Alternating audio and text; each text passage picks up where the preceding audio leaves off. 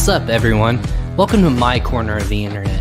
I'm your host, Ryan Kramer, and this is Crossover Commerce, presented by PingPong Payments, the leading global payments provider helping sellers keep more of their hard-earned money.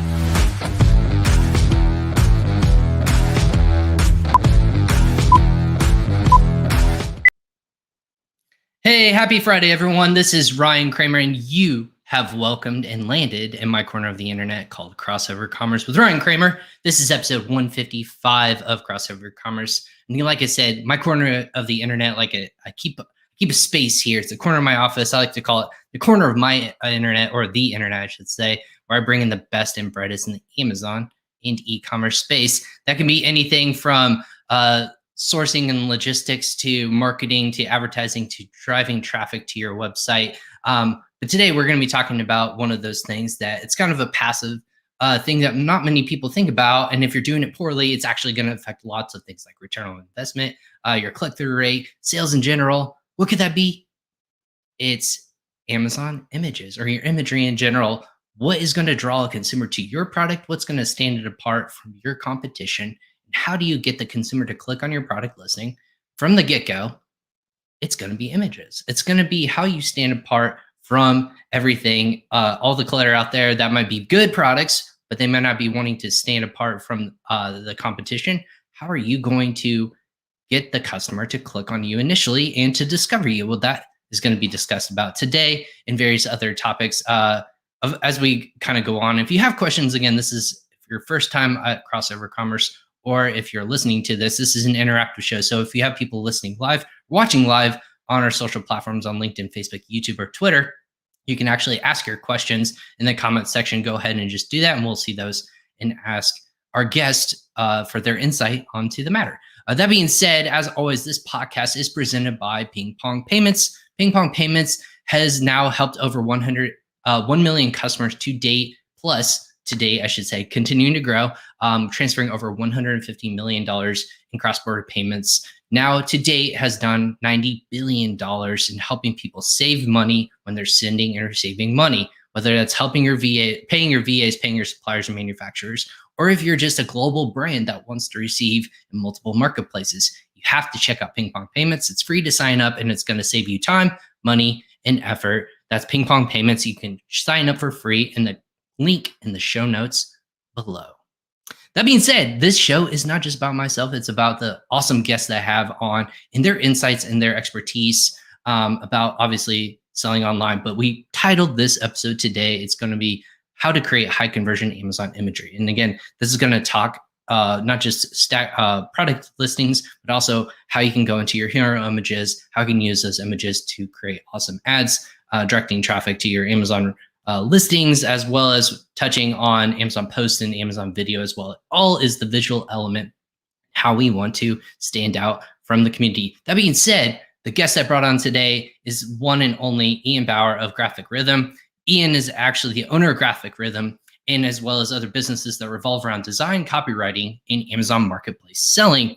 He is revolutionizing the way business obtain graphic design services by allowing them to obtain high quality, on-demand design services without the hassle of individual freelancers. So that being said, he's been generous enough to hop on and give his insights to the space going into Q4, obviously, and where he sees the space going. Without further ado, I should say, let's go ahead and bring on Ian Bauer of Graphic Rhythm. Ian, welcome to Crossover Commerce. Hey there, thanks for having me. Absolutely. So you're the guy I need to go to for all things graphic related. Anything visual, sounds like you're the guy and you're the company I need to go to. Is that correct? Yep. We're what we call like a full stack graphic design agency. So we've seen it all and we could pretty much handle it all. Amazing. So the design element, obviously, so what's that background for you? Were you an Amazon seller, or were you a seller in the first place and you're like, there's a space, or this is more a passion for you? Is this something that there's a hole in the market? I'm going to make sure that we bring the best service available to people and kind of go that direction? Or were you a seller and you kind of just, this is your passion and I'm going to go that direction? Yeah, so Graphic Rhythm has always been kind of like a reactive. Our growth has always been really reactive. And I was an Amazon seller, and I've always had a graphic designer on my team. And like most Amazon sellers, I'm like heavily, embedded in the community and, networking and associating with other Amazon sellers, but other business owners in general. And so, um, more or less, like other business owners were seeing kind of like the design work that we were producing, and they were struggling to get good results from their efforts. And so, they started to, basically say, "Hey, Ian, like, can I borrow your graphic designer?" And I'm like, "Yeah, yeah, sure, why not?" Sure, if you And pay me. yeah, right. And so that's kind of how that started. Is I have a knack for helping facilitate someone's ideas, and breaking them down and then directing a graphic designer so that they could produce it. And so that's really how it came about. So Amazing. Well, so are you yourself? So you saw this opportunity in graphic rhythm, being around for how long now? How long has the business I been think we're available? about to close our third year. So Okay. So you've seen yep. the ups and downs and kind of the crazy time of what's going on right now. So that being said, the graphic nature of this business, tell me about what has changed in just from your perspective, what has changed in these last 3 years on Amazon? It's always constantly, I want to say, more emphasis on so many different things. As a seller, you yourself can agree. Ranking can matter in different ways, and optimization can come through in different ways that are more important than the other. I would say, like, it used to be the listings and your bullet points and what your title is. Now it's more of how do you stand out from the crowd. So what have you seen that's kind of changed in the nature of the space in those 3 years? Well, so I would say that one of the things that I've seen just as a seller is, FBA always kind of felt like an experiment that Amazon was, kind of conducting. Seller Central was like a weird platform that didn't seem to really like, meet the needs of sellers. Amazon sellers were always treated by Amazon as second class citizens on the platform.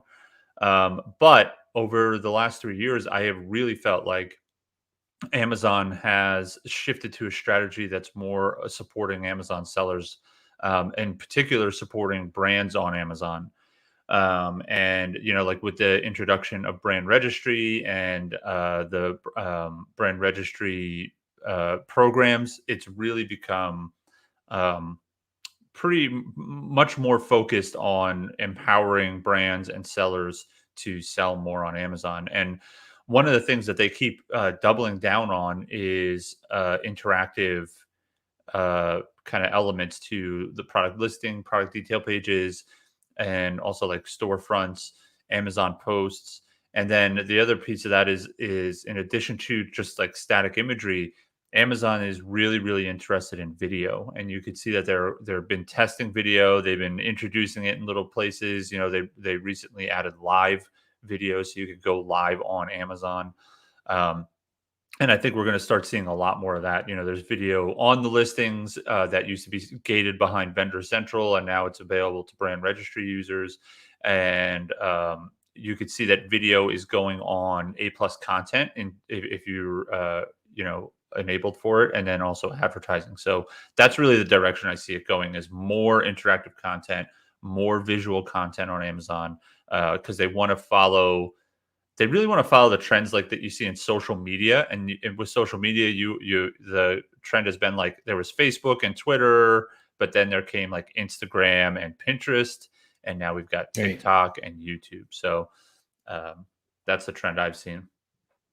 Right. I mean, I would agree with you 100%. I think as time has evolved, maybe you can agree that people's attention spans have gotten even shorter. So it's how do you make that impact, that splash, if you will, really quickly. So if I'm a beginner, let's start from the beginner and we'll go a little bit more advanced as sellers progress throughout their expertise and whatnot. If I'm a beginner, there's this simple, like almost template, if you will, of how to be successful right out of the gate with a new product launch.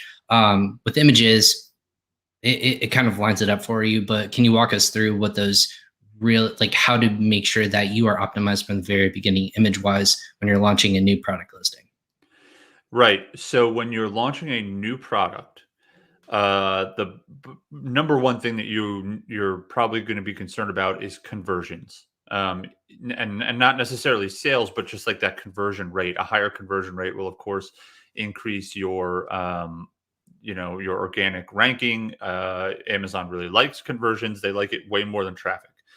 Um, so one of the mistakes that I see people make is they drive traffic before their listing has been optimized for conversions. So right away when you launch a product, you want to make sure that it's optimized for conversions. And the principal place where conversions happen is in imagery, right? So the images are what are going to answer the questions that customers have about your product.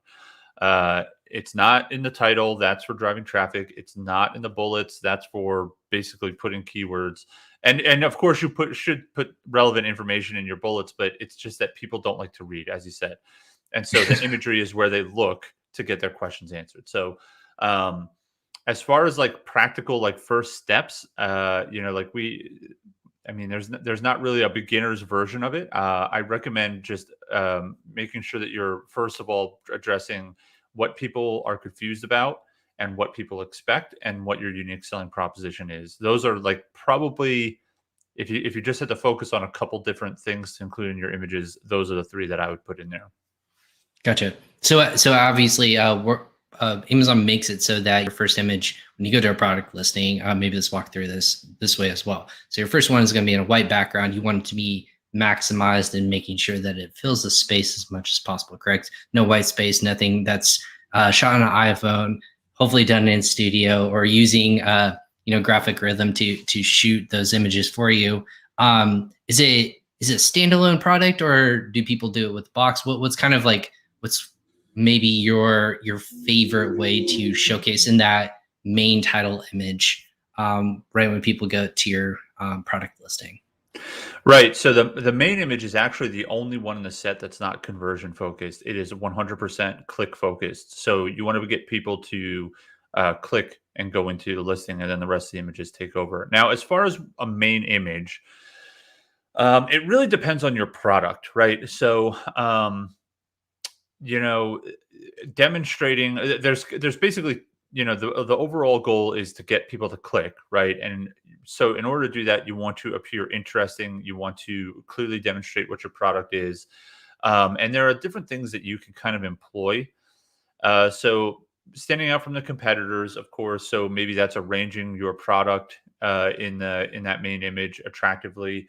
If your product is super simple though, and maybe does not have a lot of components or something like that. One of the things that a private label seller, for a brand new product launch can get away with doing is showing the product in the packaging or showing the packaging in the main image. And it's a neat little way to get around Amazon's ban on graphic designs in that main image. So essentially you could use your packaging as like a little advertisement, put some text on Sure. there, a big splashy headline or something, and that's your main image, right? And so it complies with Amazon's rules about no graphics. It does not comply with their requirement that it shows the product out of the packaging, but it will give you an opportunity to put some words in your main image. Other than that, like we do some hybrid kind of stuff. We're working with a brand owner right now, and it's going to be like show the packaging in the background, and then in the foreground is the product out of the packaging. So we see a lot of stuff like that as well for the main image. Gotcha. And for clarification too, people see different conversion. Like this image is going to be conversion focused, or click focused, like you mentioned. Different than if you were to do a direct to consumer website, correct? You would, or do you see a lot of similarities between that image and the image you would have to put as your main image on Amazon? What would be the Well, difference if there's any? yeah. So the difference between like a Shopify store and Amazon is on Shopify, you're not competing with other people. So the hero image can be whatever you need it to be. It's far less important because people on your main store are already there. It's captured traffic. Really, what you need to do is make them feel confident about the purchase. It's really just about finding the right thing. So in that case, it's much more about just like attractively presenting the product in that hero image rather than trying to like compete with other people or something along those lines. Unless, of course, advertising is playing a role, or if it's going to show up in Google Shopping or other search results like that, then you might want to pay a little bit more attention to um, more of that like click focused kind of thing. Yeah, of course. So first image is going to be first image click focused. Got that. So that would be our first main focus. Now there's 6, 7, it's kind of expanded on, and there's also space for video within your product listing. What are those main ones we have to focus on to make sure that we're going to get the most optimal conversions? Is it lifestyle imagery? Is it infographics of compare, contrast? Where obviously this depends on the product you're selling, clearly. But what are those general ones that people should be very cognizant of and making sure it's in their product listing? So the type of actual image or graphic is slightly less important than the image goal. And so the first image goal that we have is, what is the unique selling proposition of the product, right? And if you think about the way that Amazon shoppers purchase stuff, it's usually type in a search result, right? And then start going through the search results. Maybe you're opening up a new tabs or adding it to your cart or whatever you have, whatever your, as a shopper, your particular method for like, the elimination, the tournament of Amazon products is, you have one probably, Right. right? And so if you, as the seller now, you're in this like you're a finalist. One of the things that you want to communicate really quickly is, what makes me different, right? Why is this product different than all those other ones that are in your cart or open in 17 different, tabs on Chrome or whatever it happens to be. So we make that image number 2 is a unique selling proposition. But just as important is, your customer came because they're looking to solve a problem, right? And they're looking for a certain feature set, probably depending on your product, right? So I like to use the example of like a diaper bag. So a diaper bag or diaper caddy, if you're a parent, you probably have like a laundry list of like things that I know that I want in my diaper bag, right? Like I need the wipes compartment. I need the insulated bottle pouch. I need to make sure it has a shoulder strap or not, right? So there's a list of expected features. And so you want to make sure that you're communicating those really quick too, so that people can understand, yes or no, does this have the things that I need to complete a purchase? Um, I could share an example of like just like my own shopping experience that it kind of illustrates this, which is that I was shopping for like a USB hub for my laptop. Like like I've got all this stuff Right. plugged into my laptop, so I got to have like a hub for it. And I was really shocked shopping for this, how hard it was to get answers to like the most important questions I had. Like, is this a powered hub? Like, do I have to have an AC adapter? Does it come with one? You know, and then like the ports were usually pretty easily highlighted, but then like it wasn't really easily explained in a lot of cases, like where they went and or whether they were whether they carry power or not. Like in the case of like a USB-C. So like I wanted to basically like reach out to each of these things that I was coming across and just shake them and be like, listen, man, I've got all of these questions. If you just put them in your images, I would be a customer already. And Right. so what people expect is the next most important thing that you want to address. Um, and then related to that is, what are people confused about? And so, sometimes there's overlap between, what people expect and what people are confused about. But if you look at the question and answer section of your competitors or the question and answer section of your own listing, if you've been live for a while, you'll see that there's a pattern of questions typically, or even in the reviews, where people seem to be confused about something. We see a lot of like, does this work with my, right? And so that's a conversion inhibitor. Somebody who takes the time in 2021 where you can have it delivered by tomorrow, to actually like stop and ask a question, they are a very deep in the funnel buyer. Like they are ready to Right. buy. The only thing preventing them is this question, right? And if that question was answered, they'd be a customer already. So that's the third Absolutely. big thing that we like to demonstrate. So um, typically, we've got our main image. Image number 2 is unique selling proposition, and then throughout the rest of the imagery, we try and focus on a variety of different things, including what they're confused about, what to expect. And then we reserve the last few image slots because we assume that people don't really always get to them. Like they get their questions answered and they move on. So we reserve those for things that are really low priority. Like Amazon requires that you have the nutrition label on grocery products, or the ingredient statement, or if, we've absolutely just run out of things to say, we'll put a nice statement about the brand and start converting them into bottom of the funnel shoppers. So that's kind of like a high level of how we approach the imagery. No, those are great tips. I think a lot of people, I think, discount the free resources that are almost available for every seller, right? Of going into the question section of a competitor and obviously highlighting what is different based upon those questions. Again, it's even in product ideation, a lot of people can go into different chat rooms or for different resources if you like you're trying to support moms who are full-time workers, or dads who have, or like kids who have stinky sports equipment or stuff like that. Like they ask questions in these forums all the time. Even in sellers, lots of people are asking, hey, where can I achieve this, or is there a product that does XYZ? Those are free resources that you can use as part of your product creation, or just highlighting, like you said, what is different. It's free. It's great customer feedback, and that helps that separation of you and the other Me Too products that are out there. Not just colors, not just a lookalike product, but really, truly, it fits this seller perfectly, and that's what you need to do with Imagery.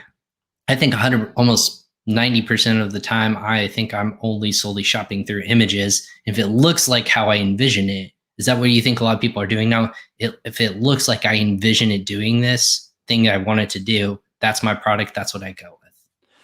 Yeah, exactly. So if it's,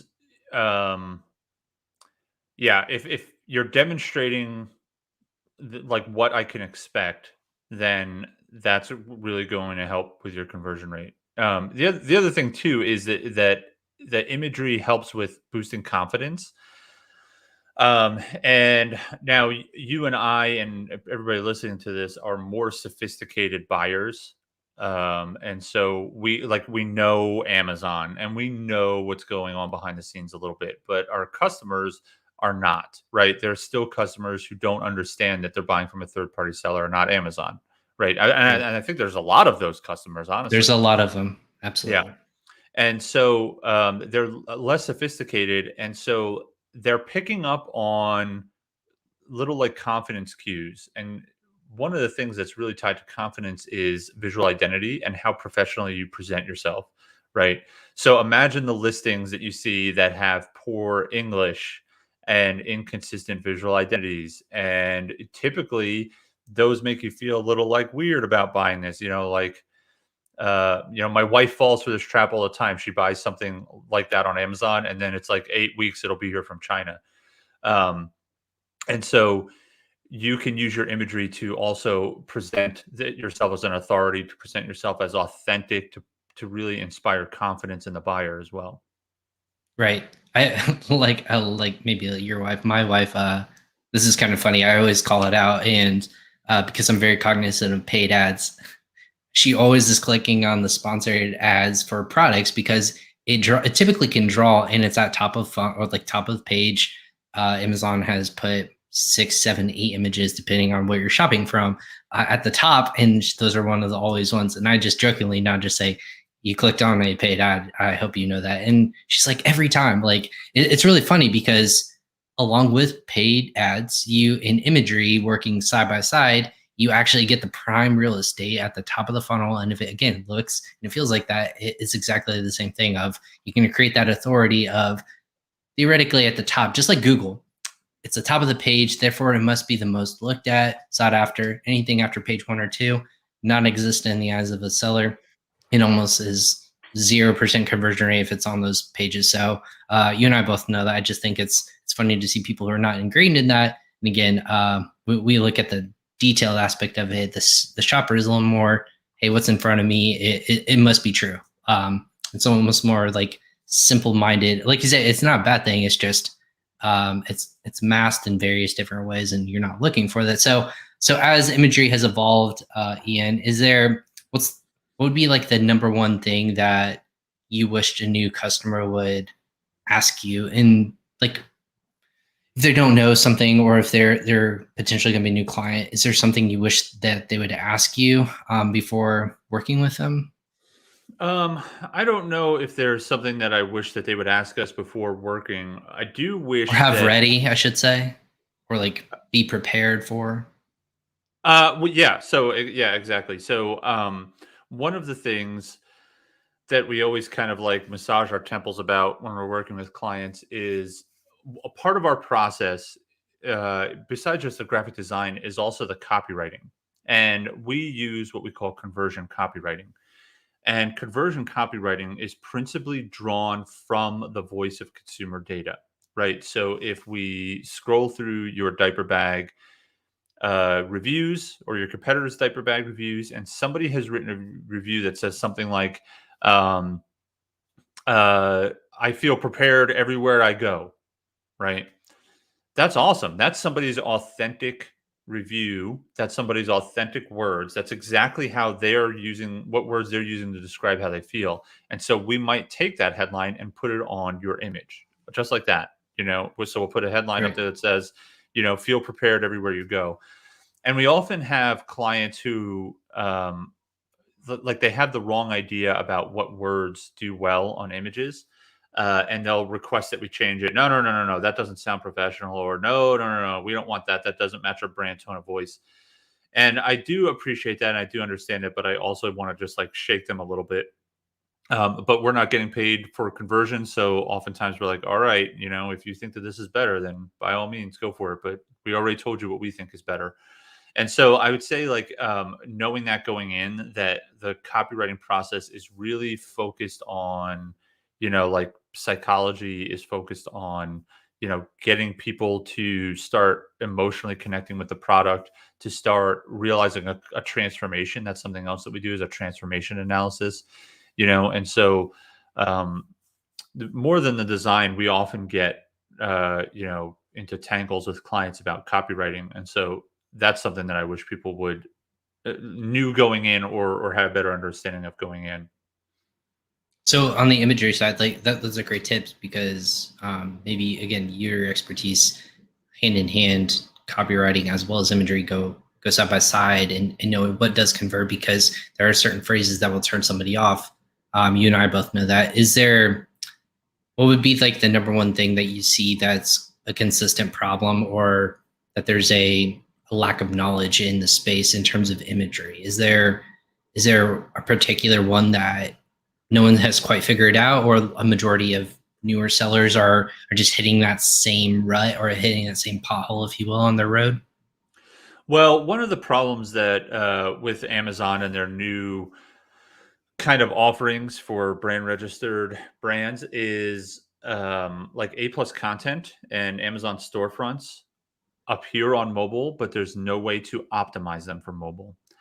And Mm. it really kind of creates a problem because, um, obviously when you design like a set of A plus content, you're designing it for desktop, right? And the statistics on who's shopping on what platform are really mixed, and there hasn't been any like real good recent studies on it. But from what I can tell, the most recent study has shown that Amazon customers prefer to browse on their phone, but buy on the desktop site. And so, what it Interesting. really, yeah, I mean, the ultimate kind of takeaway is that really it's just like web, and you've kind of just got to have both. And so, what we've been doing at Graphic Rhythm to kind of overcome this is what we've been designing, like for our A plus content, we design it to be what we call like mobile sympathetic, like mobile, like I don't even want to say friendly, because Still looks good. Yeah, it, it can it look yeah, pass. yeah, it'll pass. Exactly. That's really the best way to do it. But you have to understand that you're giving up the desktop experience. You're giving up the ability to put a lot of content in the A plus content, because on mobile it'll look terrible if you have little text and stuff like that. So that's one of the things that that from just an imagery perspective that we're actively trying to like find the best way to work on. So Interesting. Would it be that big of a difference if it wasn't as optimized on the desktop? Do you think, like, if, for example, if it was mainly optimized, I call it optimized for mobile, and then they make that purchase on desktop, isn't their mind already made up once they've browsed on mobile, convert over to desktop? Like, they wouldn't be going back to the same thing? Like, let me double check to make sure everything's right. Is there that big of a difference, you think, or a lift? well, so when we go back to this idea that customer confidence is by how you present your brand. One, if you think about like to create A plus content, right? You have these different blocks that you drop in. Mhm. And so the one that we use the most often is called the image header with text, right? So it's basically just like a big banner on the A plus content. Sure. And so when that displays on desktop, we can put different elements in there and we could create like paragraph text and it could look like a really nice, like almost like a section of a website, right? When you view that on mobile, you can't read it at all. It's impossible. So if we go all the way to the mobile side and we optimize it for mobile, it'll look more like a meme, because it'll have like big, gigantic, chunky text and maybe a single image. But then when you go back and view that on desktop, now it looks like this insane, like imagine like a hero section of any website, but bigger, and then stacked on top of each other like bricks. It would look crazy. And so um I'm not sure if that really answers your question. I think that both have to be there. I think that if you don't look professional in either of those environments, you're really, posing a risk and ultimately can hurt your conversion rate. And so what we try and do is build this medium space where we're using that space to include bigger text, not gigantic text, not 100% mobile optimized. We eliminate anything that couldn't easily be read on mobile, and we just focus on trying to create a clean, clear kind of a presence with that A plus content. Good stuff. I mean, that makes sense. I would agree. I didn't know if there was that big of a difference between the two, but again, you're right. Mobile shopping becomes more and more of a point for Amazon, and I think the actual shopping experience, Amazon makes a point to make it completely different. Certain triggers. I think this week specifically on our podcast, we actually talked about now after point of purchasing, it will prompt you, especially on mobile, it will prompt you to follow brands that you're purchasing from. Very within the last, I think, month or a couple of weeks, it's now prompting for either first party or just brands in general, if you're brand registered, to follow such a brand on a mobile experience. So I think that's very fascinating that it's now prompting you to follow along these certain brands, get that aspect of go to their storefront on Amazon for the seller listening to this out there and you're not, brand registered, storefront would be something where you can actually put your best products, all the products you actually sell, best sellers. You can divvy it up however you deem fit and have a little bit more control over what you can design around.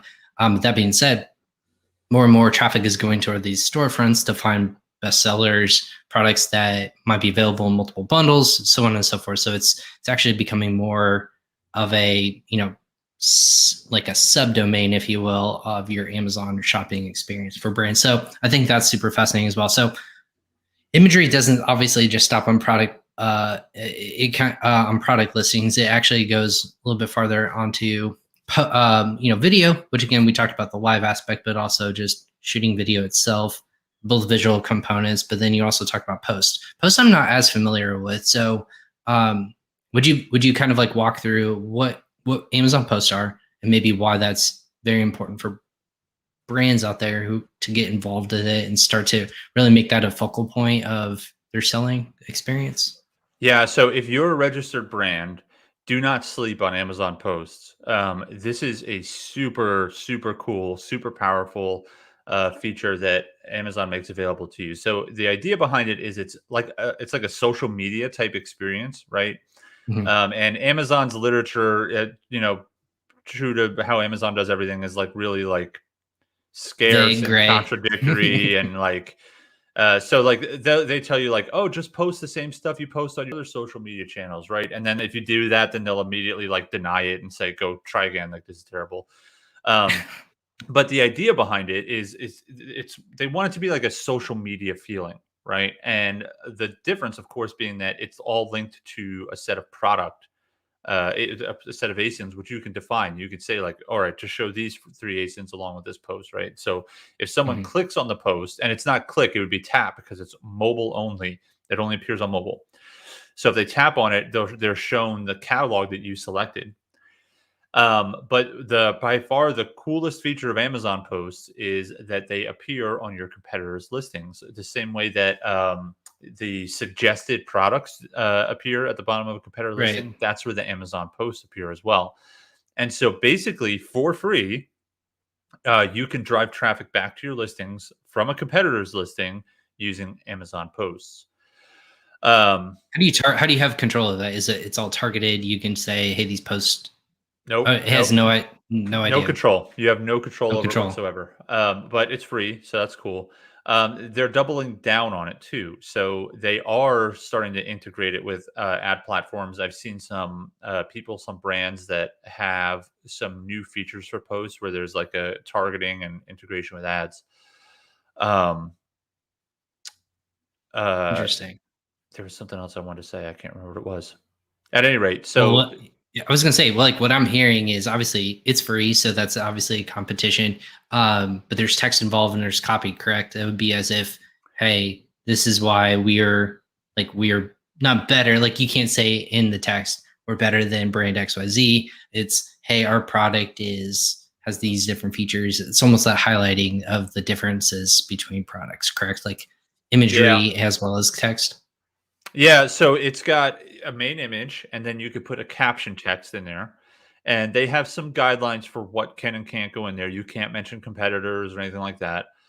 But as far as like what people are getting away with, it's really kind of goofy, just like everything. Amazon seems to really want more of like a lifestyle photo in there, but Okay. that's not possible. If you're not a brand that has a lot of lifestyle photos, so we've been experimenting a lot with it, and one of the things that we've noticed is that Amazon seems to prefer stuff with less that's less busy. They prefer Hmm. very little on image text because it's not ADA compliant. There's no way to like read the text that's on the image. Sure. Um, and then, but then when you look at some of the Amazon posts, like I've seen some crazy stuff, like a blender, like a private label blender or something like that, and the post is like a picture of a yellow balloon. It's like they're literally just throwing stock photos in there and then just letting it fly. So it's also not very hard to get ahead and get more eyeballs on your post because there's this goofy stuff going out there. But I remember the thing that I wanted to say before is we've been working with a few different brands on Amazon Post. We offer an Amazon Post service, and so we can look at the reports and see how these posts are performing. And I was looking at one of our clients, and we drove something like oh god, I have to pull up the numbers. It was like 75,000 views to their listing over a month. Mhm.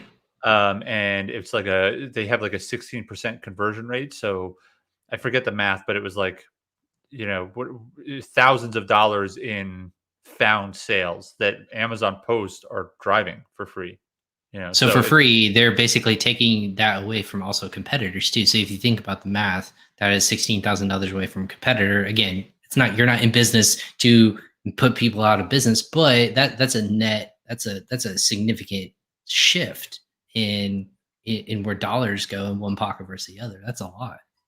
yeah, exactly. And it also creates this idea of brand loyalty, right? Brand loyalty is just being the brand for whatever for your client, right? Like being their go-to brand.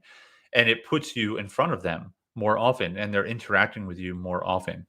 And so combine that with like if you have like nice professionally designed images, you start to build authority, and it's really Amazon posts are cool because they really have appeal to every stage of awareness within the marketing funnel. And so I think they're so cool, and I love the experiments we've been doing. And we in my business, we converted all of our brands over to Amazon Posts. We cut back the ad budgets, and we're dumping that money into Amazon Posts, and so it's been great.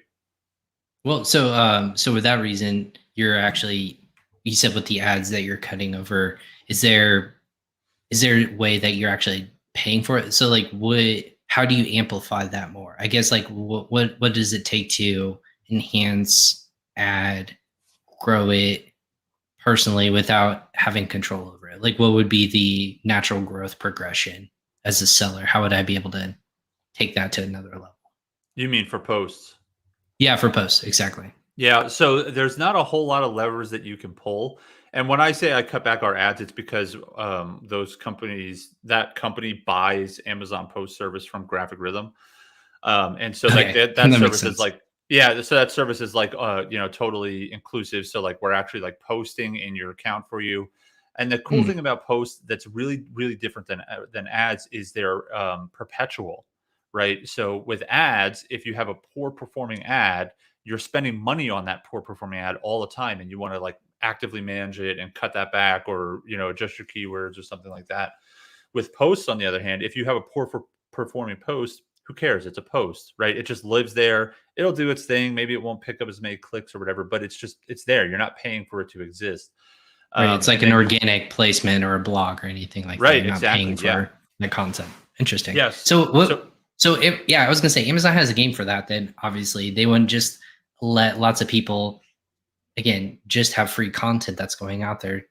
Is there an end game that you see of maybe the shifts of pay to amplify a post, almost like a pay to amplify your social media, whatever your own post, if you will? Is that down the road that if you had to put on your projection hat? yeah, I would definitely say so. They do want to monetize it, just like another advertising platform. Paying to boost a post is probably Right. 100% in the cards here. I also see them integrating video into posts, and we're excited for that. So that would be really cool. But yeah, they like posts. They're definitely expanding on the program. So I think that smart sellers are going to want to start doing posts as soon as possible, so that they're ahead of the game. Absolutely. That's a good note to have there, Ian. But you mentioned video too. I think video is coming in very hot too, and I think it's a very important thing. And kind of the last kind of quarter of this episode, maybe we can touch on is a video concept of, we've done that social media shift to text posts now off to imagery, but now it's video based content. It's short form video. You have the YouTube Reels, you have the or excuse me, Reels from Instagram. You have TikTok. You have lots of different content that's in short form, very easy to consume, very short amount of time. As that becomes very prominent, is that where we're going to start to see video start to become ingrained in Amazon itself, but also ads driving to Amazon listings from offsite or on site? Yeah, so the ad thing is a reality right now. If you search in certain categories, about halfway down the page, there'll be a big video ad Right. right in the middle. And Sponsored so ad. that, Yeah. yep, and that's happening right now. And I think that it's going to continue that trend. Certainly at Graphic Rhythm, one of the key places that we're optimizing, like our own service offering, is video. We want to make sure that we're poised to support our clients with the videos. Um, so yeah, I would say definitely. And video is one of those things. Like a bad video is better than no video. So if you're a private label seller, just grab your cell phone and record yourself like opening up the box and just talking about it and showing things to the camera, and then put that on your Amazon listing, and people will love that. They will be appreciative of it. Pay somebody on Fiverr to add background music or something. Um, and if you want to create more authority or something like that, there's services out there, including us, that can help you potentially do that. But yeah, don't start thinking about video, thinking about where you could put it, um, and how you're going to utilize it for your brand. So with those at the bottom, I know that you can have like customer videos. Obviously, you can't manipulate that, but you have like videos integrated with there's influencer tags that can say like, hey, I'm doing an unboxing, like you said, or this is my review on it, things like that. How much does the seller have control over that part? Because in theory, this is the cynical side of me. In theory, I can give myself a influencer money to open it up, give semi poor review. I mean, they could be honest, right? Or they can use it to weaponize it of this microphone's not as good. I would definitely rank competitor XYZ way above this product, and then gets tied to that ASIN, right? How does that necessarily work? Yeah, You so know? that's danger zone territory for sure. I wouldn't mess around too much with trying to get outside influencers to leave reviews. I think that's review manipulation and could get you in some Right. trouble. But I mean, Um, you see like verified people that are posting reviews onto those ASINs. So without trying to go the negative route, how are those getting tied to certain products? Is it Amazon's doing that naturally, or well, what's the I background? suspect it's probably the Vine program. Mm. And you should enroll in that for sure. So that's more of like the official channel that Amazon wants you to use to like get influencers to buy your product, interact with it, post videos, post reviews, and stuff like that. So I would recommend checking out the Vine program to make that happen. And that's come and gone, right? Like that was here, then it went away. Now it's coming back again. Is that do you know for sure that's back? Maybe I don't know for sure that that's back. I felt pretty sure that it was Not to back. test you on the spot. I thought for sure it was like it kept coming and going for one reason or another. I just know that at this video is like this is the marketer side of me of you want good reviews. You don't want to manipulate it clearly, like that's against TOS. But how are you or how is outside getting tied to your ASIN? Because they could be on third party it could be a 1P or it could be on 3P. So I'm really trying to figure out what route, what kind of program that's getting tied to those kinds of certain products, because it certainly feels like another form of emphasis and validation, right? Like we talked about earlier in the episode of this is your you're an expert authority. So if other people are saying like I love it for my podcast, like I'm a quote unquote influencer, or I have my own show or whatever, and this microphone Yeti XYZ is going to be is the best one. It's the cheapest one for me. It's the most cost effective. I can take it with me anywhere. Buy it today. Something like that, where it's you have nothing as a brand that you've created that they've created that on their own and they've put it out into the ether of it has multiple views tied to also like a second or third video with your own video. Yeah, I'm not sure. I'm not sure that I've seen that myself, or maybe I haven't Okay. noticed it. I certainly do know that obviously when you post a review, you could post a video as well. Um, and I know that Amazon has several like influencer programs too, and so I'm sure that those are related. But that's about the extent of my knowledge on it. Sure. And then the last kind of program I know with video existing is Amazon Live. You had mentioned it earlier. Is that Yeah. something that you as a company are helping people get in a part of? Because obviously there's certain people that are presenting, they're doing a whole slew of products, kind of that comparisons, but then also like how they work within their own ecosystem. Is that something that you're helping develop or that you're connecting people with? What is that program like on your end? No, besides pure fascination that anybody would want to go to Amazon and watch a live video, there's Thousands of people, man. I know.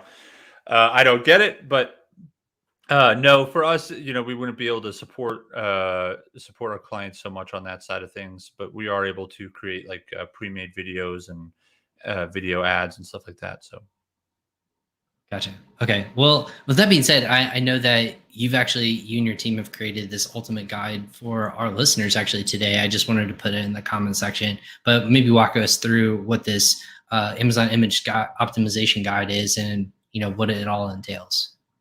yeah, so it's a beast. Honestly, it's written by me, and I pour just absolutely every single thing that I know about how to optimize an Amazon listing into it. I think it's a book. It's like 27 pages long, and we go through A plus content and gallery images, storefronts, Amazon posts, titles, bullets, descriptions, all of it.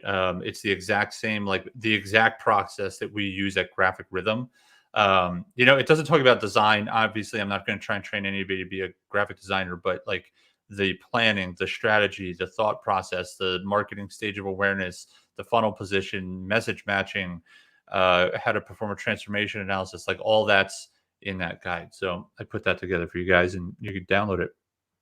Absolutely, and that's something I'm going to definitely thumb through in my free time on the weekend. That's a nice like Friday night, like drinking a nice cocktail or beer or something like that, and go through the guide. Like obviously emphasizing all the things that it might take for optimization. But I guess my final question for you, Ian, it would be as people are doing this and they're downloading this guide. Q4, obviously, here in a few weeks, it's something very, very much on the top of people's minds. A lot of people are kind of like mixed bag, right? Is it going to be as hot as 2020 when lots of people put a lot of money online and we saw growth, 5 to 10 years of growth in a matter of 1 year?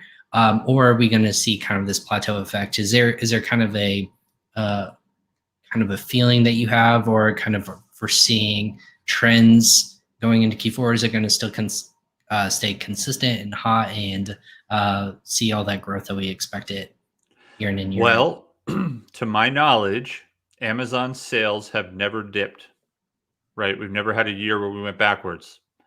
And I think that with the pandemic still a battle being fought in everybody's schools and doctor's office and so on and so forth, I think that people are going to crush it online again this year. So I would definitely be Any prepared. worries that you think with inventory or anything like that? That might be the one worry for customers. Yeah, I don't know. I don't think so. It seems like Amazon has stabilized when it comes to fulfillment. They have the stupid inventory performance index, or not the IPI, but the restock volume limits. That's going to be an interesting curveball for sellers. Like, obviously you need to increase your inventory volumes for Q4. Is Amazon like, do they know? Are they aware that Q4 is coming? Are they going to do anything about that?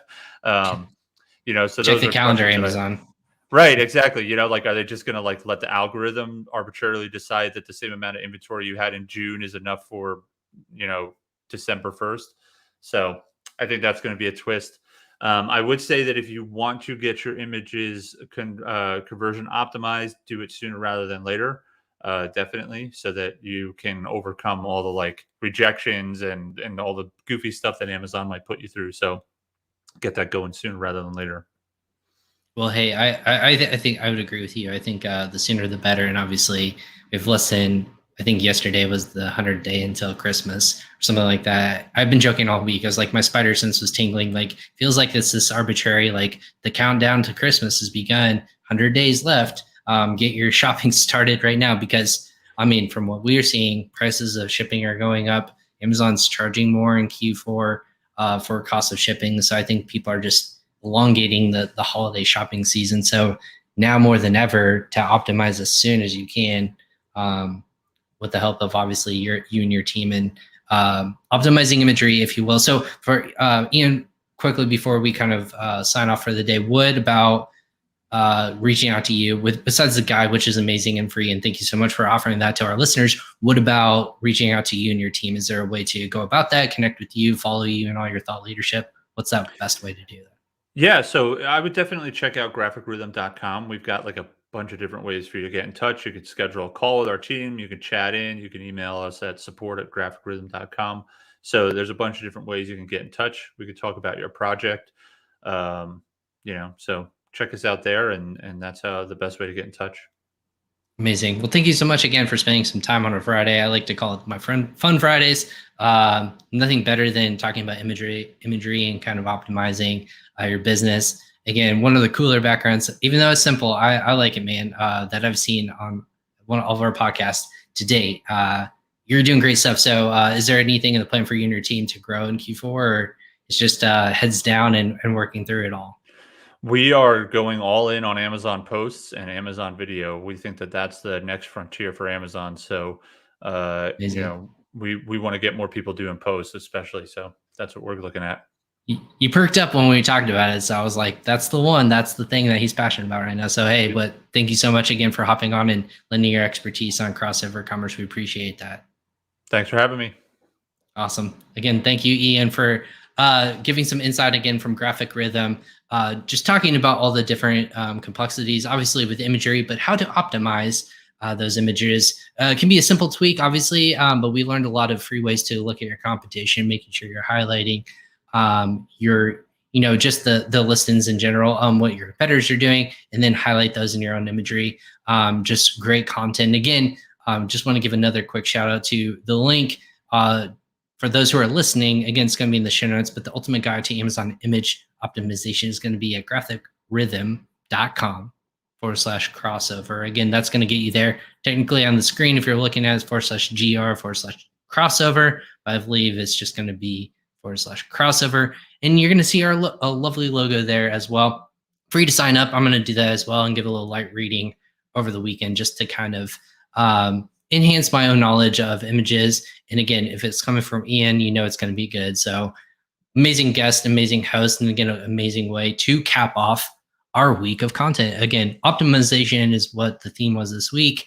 It was just a great slew of guests. Again, today was no exception whatsoever. Thank you again, Ian and his team over at Graphic Rhythm. Again, everyone, thank you for listening to Crossover Commerce. This was episode 155. We talked about Amazon imagery optimization, as well as touching on Amazon posts, which I'm obviously loving and learning more about, and then as well video optimization as well.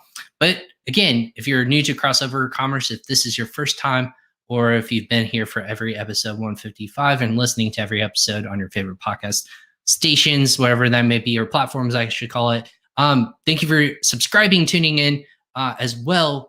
More content coming next week. We have, I believe, 3 more guests lined up for next week that we go live on all of our social channels. So make sure you follow us on social media and then listen to us and subscribe to our podcasts wherever you might listen to your podcast. Again, give us a thumbs up and a nice rating if you like what you hear. If you have guest suggestions or if you have questions, go ahead and still submit that in. You can do that by email me directly or just messaging me on social media. That being said, it's Friday, guys. Go out and have fun. If you're at conferences, we have a little surprise. If you're following us on social media, we're going to be checking in live at a conference there in Austin, Texas at the $1 Billion Seller Summit.